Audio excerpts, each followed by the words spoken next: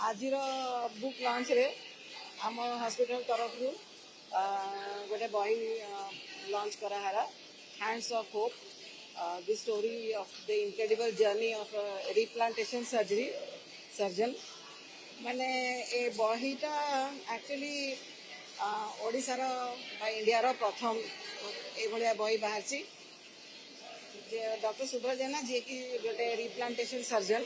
तामाने जदि अंग अलगा हो पूरा देहरु खसी पुणी जोड़ती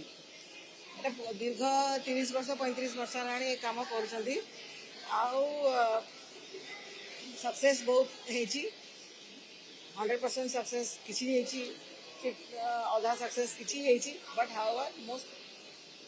मेजॉरिटी सक्सेसफुल है से सर्जरी गुड़ाक पेशेंट मान पेशेंट माने केमती आसिले केमती गले गोटे हाथ जदि अलगा होमती आणव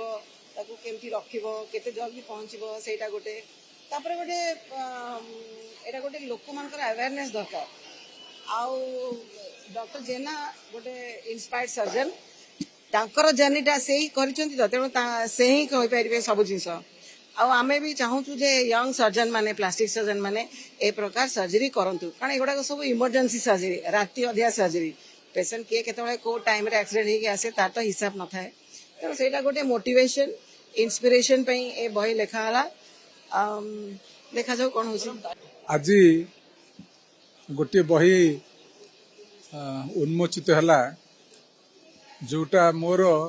40 वर्षर तपस्या मु गला 40 वर्ष तले आरंभ करथिली रिप्लांटेशन सर्जरी आज 5000 ऊर्ध्व ऑपरेशन हो सारा पर गोटे बेल आसला जो बेले मु ठिकाना कली जे मु जहा करिछि ताकू लोकों आगे उपस्थापन करी एटा बहुत लोकंकर जो मानकर हाथ में कौन इंजुरी होता है एवं जदि घटनाक्रमे से गोटे आंगुठी बा गोटे हाथ कटि जाता है ताहले तार आशार संचार करने की जदि से हाथटी को आम पुनर्बार पुनरुत्थित करें तापी गोटे अशेष गुणर अधिकारी से हो पार मु जो लोक मान ऑपरेशन करी रिप्लांटेशन करी हाथर से बर्तमान बहु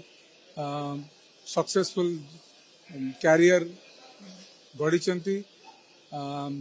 चाकरी करचंती परिवार रे प्रतिष्ठा लाभ करचंती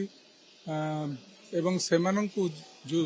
होप मु देई पारिछि सेथिबाई मु निजको गर्वित मन करुछि आ एटा संभव हेछि गोटे डेडिकेटेड टीम अश्विनी हॉस्पिटल रो जो माने मो सहित दिन राति जड़ी रही आउ जेकोसी समय रे गोटे कटि जाइथिबा हाथ बा अंगुठी पेशेंट आसे ताकू नहीं ऑपरेशन करिया पई कि मते सहाय्य करछन एटा देखंतु एटा गोटे इमरजेंसी सर्जरी एवं समय सापेक्ष सर्जरी सेति पई कि यंग लोक मानकर मल्टीपल सर्जन आसी जदि योगदान करिवे ताहले कहारी केते कष्ट उठे पड़िबो नै देखो मन करतो 5-6 घंटा बा 8 घंटा सर्जरी हला जदि गोटे टीम मिसिक एमती सर्जरी करिवे ताहले